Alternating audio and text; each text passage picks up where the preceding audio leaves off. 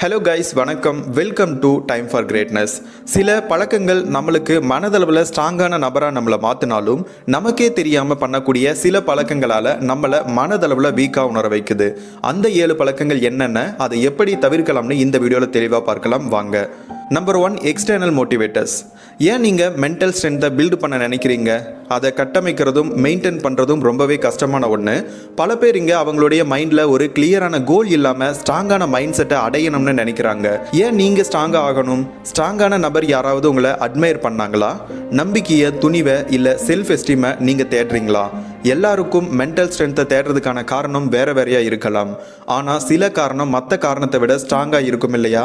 Mentally ஸ்ட்ராங்காக இருக்கிறத achieve பண்ணவங்க கவனமாக அவங்களுடைய குறிக்கோளில் அதை பிரதிபலிக்கலாம். அதன் மூலமாக டீப்பான பர்சனல் மோட்டிவேட்டர்ஸை கண்டுபிடிப்பாங்க.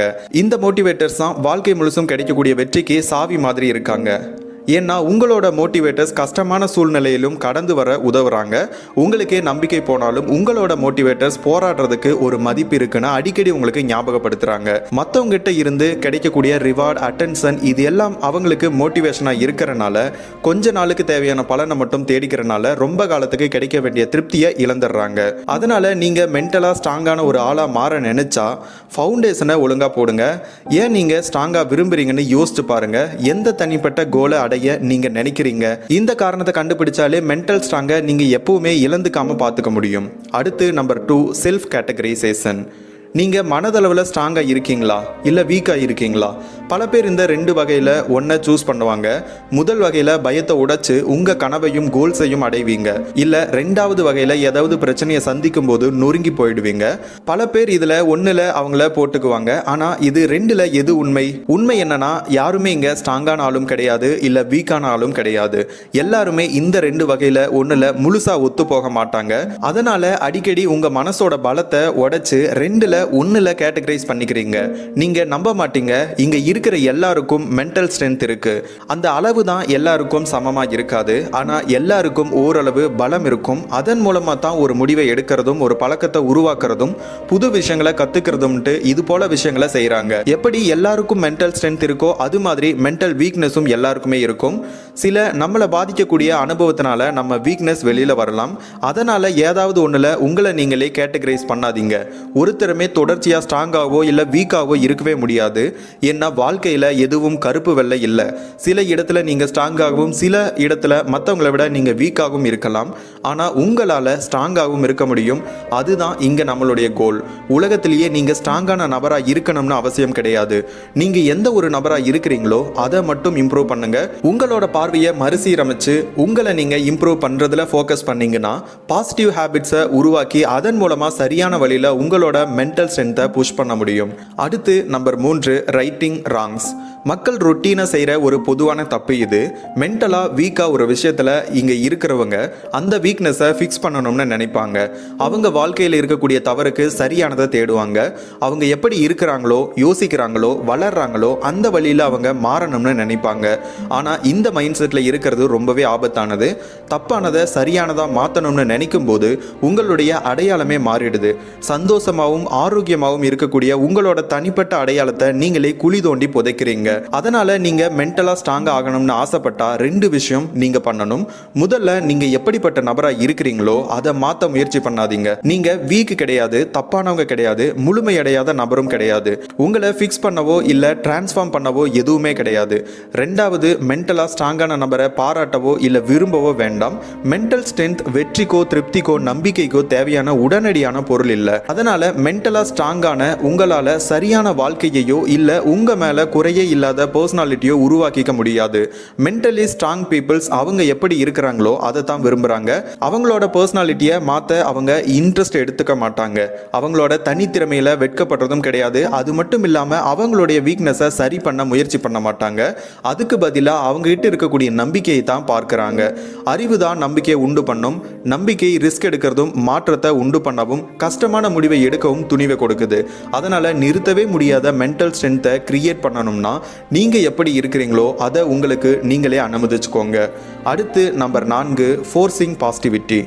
வீக்கான பீப்புள்ஸ் தொடர்ச்சியாக நெகட்டிவாக இருப்பாங்களா இல்ல ஸ்ட்ராங்கான பீப்புள்ஸ் கண்ணு முன்னு தெரியாம நம்பிக்கை வைப்பாங்களா? பாசிட்டிவிட்டியும் நெகட்டிவிட்டியும் அப்பப்ப மென்டல் ஸ்ட்ரென்த்தோட இணைஞ்சுதான் இருக்கு. ஸ்ட்ராங் பீப்புள்ஸ் பாசிட்டிவா இருக்கிறதாகவும் வீக் பீப்புள்ஸ் நெகட்டிவா இருக்கிறதாகவும் சொல்லப்படுது. ஆனா அதுபடி வேலை செய்யல. ஸ்ட்ராங் பீப்புள் எப்பவுமே எல்லா சூழ்நிலையிலும் பாசிட்டிவா இருக்கிறதும் கிடையாது, அவங்களும் நெகட்டிவா யோசிப்பாங்க. ஆனா அவங்கள சுத்தி இருக்கக்கூடிய எல்லா சூழ்நிலையிலுமே பெரிய விஷயம் நடக்கும்னு எதிர்பார்க்க மாட்டாங்க. ஏன்னா யாரு வேணாலும் கண்மூடித்தனமா நம்பிக்கை வச்சிடலாம், யாருனாலும் அவங்க சூழ்நிலையை பத்தி குறையும் சொல்லலாம். ஆனா ஒரு சிலரால மட்டும்தான் புது சவாலை அப்ரோச் பண்ணி சமமாகவும் கட்டுப்பாடாகவும் இந்த உலகத்தை ரியலா பார்க்க முடியும்.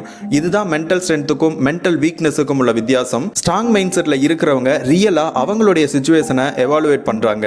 அதிகமா பாசிட்டிவாவோ இல்ல தொடர்ச்சியான நெகட்டிவாவோ யோசிக்கிறது கிடையாது. அவங்க எல்லா விஷயத்திலையும் இல்ல எல்லார்கிட்டையும் இருக்கிற நல்ல இல்ல கெட்ட விஷயங்களை தனியா பார்க்கறதுக்கு பதிலா வாழ்க்கையை சமமானதுன்னு நினைக்கிறாங்க. ஸோ எந்த பழக்கம் உங்களோட மைண்ட் செட்டை டேமேஜ் பண்ணுதுன்னு நீங்க நினைக்கிறீங்க?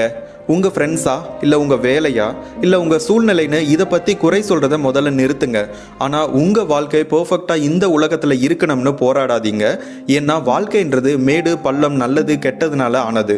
அதனால மென்டல் ஸ்ட்ரென்த்தை உருவாக்க நல்லதையும் கெட்டதையும் ரெகக்னைஸ் பண்ணுங்க. அடுத்து நம்பர் 5, சப்ரஸிங் எமோஷன்ஸ். இன்னொரு காமனான மித் மென்டல் ஸ்ட்ரென்த்தில் சொல்லப்படுறது என்னன்னா, மென்டலி ஸ்ட்ரென்த்தாக இருக்கிறவங்க எமோஷ்னலாக இருக்க மாட்டாங்கன்னு நினைப்பாங்க. ஆனால் அவங்களும் எமோஷ்னல் இன்டெலிஜென்ட்டாக இருப்பாங்க. அவங்க சோகமாக இருக்கும்போது அழுகிறதுக்கும் சந்தோஷமாக இருந்தால் சிரிக்கவும் பயப்படவே மாட்டாங்க. அவங்க எந்த வழியில் உணர்றாங்களோ அதில் அவங்களோட எமோஷன்ஸை வெளி காமிச்சிருவாங்க. அதே வேளையில் வீக்கான பீப்புள்ஸ் எமோஷன்ஸை இக்னோர் பண்ணிடுவாங்க இல்லை கட்டுப்பாட்டை இழந்துருவாங்க. இந்த உலகத்தை ஸ்ட்ராங்காக பார்க்க நினைக்கிறனால வீக்னஸோட அறிகுறியை எலிமினேட் பண்ண பார்ப்பாங்க. அந்த வழியில இருக்கிறது உண்மையான பலம் இல்ல. ரியல் ஸ்ட்ரென்த்ன்றது துணிவா இருக்கிறது. வீக்கா இருக்கும்போது அதை காமிக்க வெட்கப்படுறது உண்மையான ஸ்ட்ரென்த் கிடையாது. அதனால நீங்க எமோஷனலா இருந்தீங்கன்னா அதை சத்தமா வெளிப்படுத்த பயப்படாதீங்க. ஏன்னா நீங்க உணர்றதுல தப்பு ஒன்றும் கிடையாது. ஒரு படம் பார்க்கிறப்போ சோகமா இருந்தா நீங்க அழுவீங்க. உங்களுக்கு பிடிச்சவங்க உங்களை ஹாப்பியா வச்சிருந்தா நீங்க அவங்க மேல எவ்வளவு அன்பு வச்சிருக்கீங்கன்னு வெளிப்படுத்துவீங்க. உங்க எமோஷனை வெளிக்காமிக்கிறது அது எந்த வகையான எமோஷனா இருந்தாலும் அது உங்களை வீக் ஆக்காது. உங்க எமோஷனை வெளிக்காமிக்கிறதும் கூட ஒரு வகையில மென்டல் ஸ்ட்ரென்த்தை பில்ட் பண்றதுக்கான ஒரு சிறந்த வழின்னு சொல்லப்படுது. ஒவ்வொரு தடவையும் நீங்க உங்க ஃபீலிங்ஸை எக்ஸ்பிரஸ் பண்ணும்போது நீங்க யாரு, நீங்க எப்படி யோசிக்கிறீங்க, உங்க வாழ்க்கையில உங்களுக்கு என்ன வேணும்ன்றத புரிஞ்சுக்கிறீங்க. உங்களுக்கு தேவைப்படுறத தேவையானதை புரிஞ்சுக்க வைக்கும் பொழுது உணர்வுகளை மேனேஜ் பண்ணவும் அதை பூர்த்தி பண்ணவும் உங்களால முடியுது. இதுக்கு அர்த்தம் உங்க கோபத்தை கட்டுப்படுத்துறது, சோகத்தையும் தாங்கிக்கிறது, அதனால ஒரு முடிவை எடுக்கிறதுன்னு எந்த எமோஷனலான சிச்சுவேஷன்ல இருந்தாலும் உங்களால அதை பத்தி நல்லா புரிஞ்சுக்க முடியும். இந்த பழக்கத்தை கொண்டு வர வருஷ கணக்கில் ஆனாலும் மென்டலி ஸ்ட்ராங்கா ஒருத்தவங்க இருந்தாங்கன்னா அவங்களுடைய ஃபீலிங்ஸை வெளிக்காமிச்சுக்க ஒருபோதும் தயங்கவே மாட்டாங்க. அடுத்து நம்பர் 6, ஹோப்லெஸ் அசம்சன்ஸ். எப்போல்லாம் நீங்க கிவ் அப் பண்ணுவீங்க? இந்த கெட்ட பழக்கம் பல பேரை பாதிச்சிருக்கு. ஒரு தடை ரொம்ப கஷ்டமானதா இல்ல குழப்பமா இருந்தா உங்களால அந்த தடையை தாண்டி வர முடியாதுன்னு நீங்களே நினைச்சுக்கிறீங்க. நீங்க உங்ககிட்டயே இதை ட்ரை பண்றது வேஸ்ட் ஆஃப் டைம்னு சொல்லிக்கிறீங்க. உங்களோட சிறப்பானதை கொடுக்கறதுக்கு முன்னாடியே தோத்துருவேன்னு நீங்களே நினைச்சுக்கிறீங்க. அதனால நம்பிக்கை எல்லாமே போயிடுது. இதுதான் டிஸ்ட்ரக்டிவ் மைண்ட் செட்ல இருக்கக்கூடிய பிரச்சனை. பல தடைகள் பார்க்கறதுக்கு பயங்கரமா உங்களை மிரட்டுற மாதிரி இருக்கலாம், இல்ல பண்ணவே முடியாத மாதிரி வெளியில இருந்து தெரியலாம். உங்களுக்கு என்ன செய்யறதுன்னு தெரியாதுன்னு உங்களை நீங்களே சமாதானப்படுத்திக்கிறீங்க. நீங்க போற எல்லா உழைப்புமே வீணா போக போகுதுன்னு நீங்களே நினைச்சுக்கிறீங்க. தெரியாத ஃபேஸ் பண்ற உங்களோட திறமையை நீங்களே நம்ப மாட்டீங்க. இந்த சூழ்நிலையில பல பேர் தங்களை தற்காப்பு பண்ணிப்பாங்க. ஒரு சவாலை சந்திக்கும் போது தோக்கிறத விரும்பாம மொத்தமாவே சவாலை அவாய்ட் பண்ணிருவீங்க. உங்களோட ஈகோவை கஷ்டப்படுறதுலயும் வெக்கப்படாம இருக்கிறதுலயும் இருந்து ப்ரொடெக்ட் பண்ணிப்பீங்க. ஓடிடுவீங்க இல்ல கிவ் அப் பண்ணிடுவீங்க. அதனால மென்டலி ஸ்ட்ராங்கா ஆகணும்னு நீங்க நினைச்சா தோக்கிறதோட அனுபவத்தை நீங்க பார்க்கணும், ரிஸ்க் எடுக்கணும், ஈகோவை தூக்கி போடணும். இல்லனா வெற்றியை தேடுறதுல நீங்க தோத்து போயிடுவீங்க. அந்த தடை எவ்வளவு கஷ்டமானதா இருந்தாலும் இருக்கட்டும், உங்களுடைய பெஸ்ட்டை நீங்க ட்ரை பண்ணிட்டே இருங்க. நீங்க தோக்குறீங்களோ இல்ல ஜெயிக்கிறீங்களோ அதுக்கு கேரண்டி கிடையாது. நீங்க உழைச்சா அதிலேயே கவனமா இருந்தா உங்களுக்கு ஒரு வாய்ப்பு அங்க இருக்கு. அடுத்து நம்பர் 7, பிரஷர் ஆங்ஸைட்டி. உங்களுக்கு ப்ரெஷராக இருந்தால் வேலை செய்ய முடியுமா? ஏதாவது ஒன்று உங்களுக்கு கஷ்டமாக ஆகும்போது நீங்கள் கட்டுப்பாட்டை இழந்துருவீங்க. மென்டல் ஸ்ட்ரென்த்தை நீங்கள் பில்டு பண்ணணும்னு நினச்சா சில ஸ்ட்ரெஸ்ஸான சூழ்நிலையில் எப்படி சமாளிக்கிறதுன்னு கற்றுக்கணும். ஸ்ட்ரெஸ் பீப்புள்ஸ் ப்ரெஷருக்கு கீழேயும் ரிலாக்ஸாக இருப்பாங்க. இந்த திறமை வர்றதுக்கு பல வருஷம் ஆகும். ஸ்ட்ராங்கான பீப்புள்ஸ் மென்டலி ஸ்ட்ராங் ஆகிறதுக்கு ஸ்ட்ரெஸ்ஃபுல்லான சுச்சுவேஷனில் அவங்கள போட்டுப்பாங்க, ரிஸ்க் எடுப்பாங்க, கோபத்துக்கும் ப்ரெஷருக்கும் பிரபலமானவங்களாக இருப்பாங்க. வெற்றி அடைகிறதுக்கு அவங்க சேலஞ்ச் பண்ணிப்பாங்க. அது எவ்வளோ பெரிய ரிஸ்கா இருந்தாலும் சரி, அடுத்த தடவை நீங்க ஸ்ட்ரெஸ்ஃபுல்லான சிச்சுவேஷன்ல இருந்தா உங்களோட லிமிட் என்னன்னு புரிஞ்சுக்கோங்க. நீங்க ஒரு சரியான ஆளுதான்னு உங்ககிட்ட நீங்க சொல்லிக்கோங்க. உங்களால முடிஞ்சதை சிறப்பா செய்யுங்க. கஷ்டமானதை செய்ய ட்ரை பண்ணிட்டே இருங்க. இந்த வீடியோ உங்களுக்கு பிடிச்சிருந்துச்சுன்னா இந்த வீடியோக்கு ஒரு லைக் பண்ணிடுங்க. நம்ம சேனலை சப்ஸ்கிரைப் பண்ணிடுங்க. இன்னொரு நல்ல வீடியோல மீண்டும் உங்களை சந்திக்கிறேன். நன்றி.